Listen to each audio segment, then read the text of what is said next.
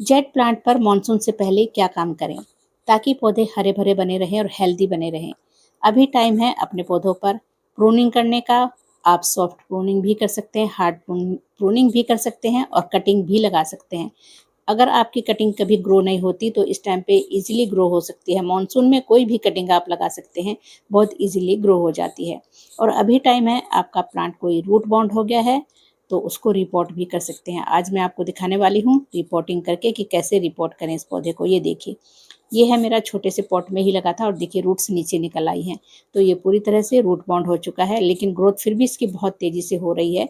तो अगर अब मैं इसको रिपोर्ट अभी नहीं करूँगी तो इसकी ग्रोथ रुक जाएगी और फिर ये पौधा धीरे धीरे करके खराब भी हो सकता है। तो चलिए, इस पौधे को मैं निकाल लूँगी मिट्टी से, मिट्टी निकाल लूँगी इस गमले में से पौधे के साथ, और फिर हम दूसरे बड़े पॉट में इसको शिफ्ट करेंगे। ये देखिए, जब भी कोई रूट बाउंड पौधा आप लगाते हैं तो उसको थोड़ा सा बड़ा पॉट दीजिए दोबारा से। उसमें पौधा बहुत अच्छे से फैलेगा भी और रूट्स भी तेज़ी से ग्रोथ होंगी। चलिए, ये 4 इंच के पॉट में था तो मैं इसको 6 इंच का पॉट अब देने वाली हूँ, क्योंकि हेल्दी प्लांट है, बड़ा हो चुका है तो इसका थोड़ा सा बड़ा साइज करना है प्लांटर का। चलिए, इसको निकाल लेती हूँ और फिर दिखाती हूँ कि मैं कैसे रिपोर्ट करती हूँ अपने पौधे को, कैसी मिट्टी बनाती हूँ और क्या क्या उसमें फर्टिलाइज़र डालती हूँ मैं। तभी मेरे पौधे इतने हेल्दी हैं, आप देख ही सकते हैं। सारे जेट प्लांट कटिंग से ही ग्रो किए हुए हैं। ये कटिंग से ग्रो करने का बहुत ही बेस्ट टाइम है, आप कटिंग भी लगा सकते हैं। ये देखिए, अब मैंने इसको कर लिया है खाली। ये देखिए, नीचे तक रूट्स बिल्कुल फैल चुकी हैं। तो अभी धीरे-धीरे करके ये पौधा खराब हो सकता था, ग्रोथ इसकी रुक सकती थी।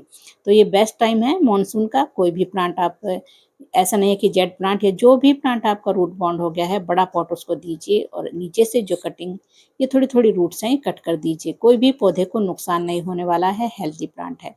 चलिए, और ये देखिए मिट्टी कितनी भुरभुरी है। इसकी सॉइल जब भी बनाएँ थोड़ी-सी सैंड उसमें ज़रूर मिलाएँ और ऐसी वेल ड्रेन्ड सॉइल रखें कि हम जैसे ही पानी डालें नीचे से निकल जाए। दूसरा आपको ध्यान रखना है इसके ड्रेनेज होल का। इस टाइम बारिश के मौसम में सभी पौधों का ड्रेनेज होल चेक कीजिए। पानी बारिश का रुकेगा, लगातार उसमें रुका रहेगा प्लांटर में, तो हमारा जो प्लांट है वो धीरे-धीरे करके खराब हो सकता है, रूट्स उसकी सड़ सकती हैं। तो मैंने अब थोड़ा-सा बड़ा पॉट लिया है। अगर ये 4 इंच के में लगा था तो 6 इंच का आपको लेना है और ड्रेनेज होल ज़रूर चेक कर लीजिए उससे पहले लगाने से, क्योंकि बारिश के मौसम में तो ख़ास तौर से ड्रेनेज होल चेक कीजिए। ड्रेनेज होल पे मैं रख रही हूँ, ये नीचे गिट्टी रख दी है 1-2 और उसके बाद मैं डालूँगी ये पत्तियाँ। नीम की पत्तियाँ हैं, मैंने सुखाकर अच्छे से रखी हुई हैं, तो ये मैं नीचे फिल करूँगी, क्योंकि इससे एक तो हमारा जो पॉट है वो हल्का रहेगा और ये धीरे-धीरे करके नीम की पत्तियाँ हमारे पौधे को फंगस से भी बचाएँगी, कीड़ों से भी बचाएँगी, चींटियों से भी बचाएँगी और हमारे पौधे को ये फर्टिलाइज़र का भी काम करेंगे एक तरह से। तो चलिए, ये मैंने नीचे पत्तियाँ भर दी। आप कोई भी पत्तियाँ गार्डन में आपकी जो पत्तियाँ, सूखी पत्तियाँ इकट्ठी होती हैं, वो इस तरह से पॉट में ज़रूर भर दीजिए। इससे पॉट में हमारे हल्का हो जाता है पॉट। बालकनी गार्डनिंग में ये आप ज़रूर करें। अब ये मेरी सॉइल जो है वो तैयार है, इसमें थोड़ी-सी परलाइट भी मिली हुई है और इसमें फर्टिलाइज़र भी मैंने वर्मी कंपोस्ट मिलाया हुआ है थोड़ा, तो तैयार है ये। और अब मैंने इसमें सीवीड ग्रेन्युल्स थोड़े से मिला लिए हैं, क्योंकि प्लांट को हम कर रहे हैं रिपोर्ट, हमारे प्लांट रिपोर्टिंग शॉक से भी बचे। थोड़ी-सी हल्दी मिलानी है क्योंकि अभी बरसात है, इसमें चींटियाँ, फंगस, कीड़े वगैरह ना हों। वैसे मैं नीम की पत्तियाँ नीचे डाल चुकी हूँ, लेकिन फिर भी हल्दी या फंगिसाइड वगैरह आप मिट्टी में मिला सकते हैं, बारिश के मौसम में ख़ास तौर से। चलिए, ये जो मिट्टी मैंने तैयार की है मैं इसको डब्बे में भरूँगी और थोड़ा-सा इसको आप अच्छे से दबा-दबा करके भरिए नीचे मिट्टी को और इसके बाद अपना पौधा इसमें लगा देना है। हमारा पौधा बहुत तेज़ी से ग्रो करेगा, इस टाइम ये बेस्ट टाइम है, आप ज़रूर करें रिपोर्टिंग अपने पौधे की। अब देखिए, ये मैं रख कर कैसे देख रही हूँ, थोड़ी मिट्टी और निकाल सकती थी लेकिन मैंने नहीं निकाली है और अब मैं इसको अच्छे से साइडों में जो भी जगह बची है, वहाँ पर मैं मिट्टी भरने वाली हूँ, जो मैंने तैयार की हुई है।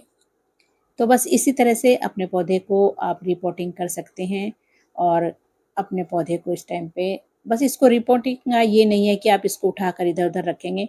आप इसको बाहर ही रख सकते हैं, कोई ये शेड-वेड में रखने की ज़रूरत नहीं है, क्योंकि हमने इसकी ज़्यादा रूट्स तो कट नहीं की हैं, तो पौधा एकदम हेल्दी है और ये पौधा लगातार ऐसे ही ग्रोथ करता रहेगा। अब ये जो जगह है इसको अच्छे से फिल करना है, ठोक-ठोक करके मिट्टी भरनी है, क्योंकि एयर पॉकेट नहीं रहने चाहिए इसमें।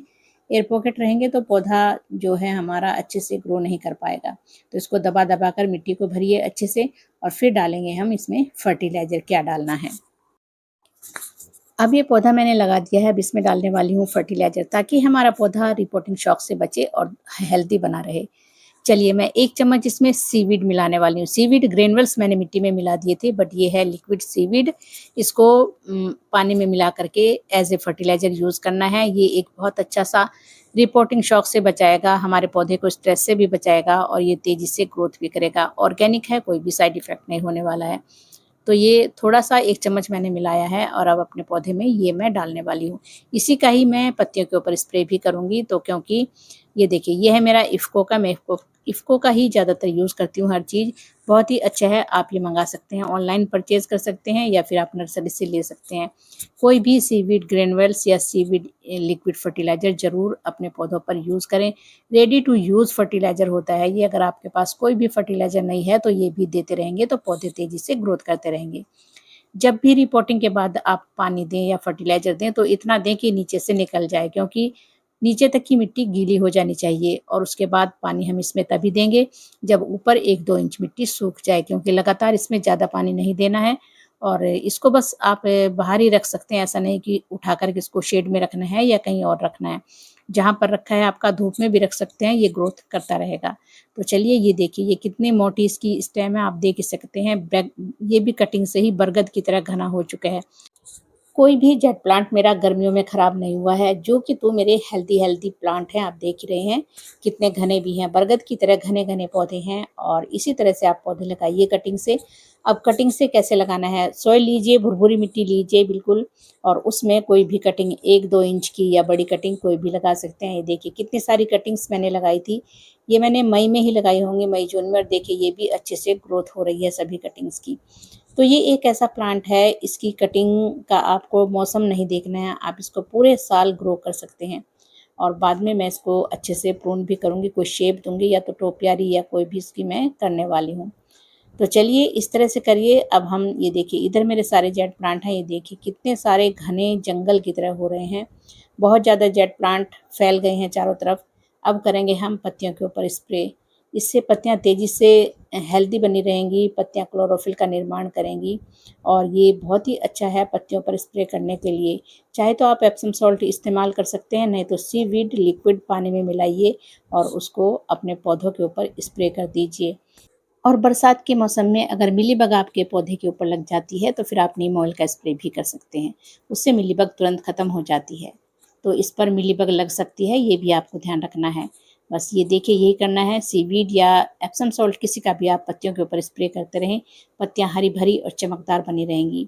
फ्रेंड्स ये है सेगुलेंट वैरायटी का प्लांट है, इसकी पत्तियों में मॉइस्चर है इसलिए इसको पानी कम दीजिए। पानी आप इसको रेगुलर दीजिए बट मिट्टी चेक करके दीजिए कि 1-2 इंच मिट्टी जब सूखी हो तभी पानी दें। तो यह है मेरी छोटी सी टोपियारी जो मैंने तैयार की हुई है। अब इसमें मैंने एक स्टोन फ्रेंड इसको पेंट किया है और इस पर लिखा है ओम नमः शिवाय, शिवलिंग बनाया है और त्रिशूल। तो ये मैंने खुद बनाया है और आप देख सकते हैं। तो ओम नमः शिवाय एक छोटा सा फूल भी इस पर चढ़ा देती हूँ अपने गार्डन का। तो ये है मेरी सुंदर सी, ये पौधा एक हार्डी प्लांट है और बिगिनर्स के लिए तो बहुत ही अच्छा पौधा है। आप इसको मनचाही शेप दे सकते हैं, किसी भी शेप में इस पौधे को आप तैयार कर सकते हैं। बहुत ही सुंदर भी पौधा है, लेकिन आउटडोर है, इंडोर बिल्कुल भी नहीं रखना है क्योंकि ये धूप में ही तेज़ी से ग्रोथ करता है। छाया में बिल्कुल भी ग्रोथ नहीं करेगा, पत्तियाँ इसकी पीली होकर के झड़ जाएँगी। तो बस ये कैसी लगी आपको मेरी टोपियारी, बताइएगा ज़रूर कमेंट में और फिर मिलते हैं अगली वीडियो में। Thank you dear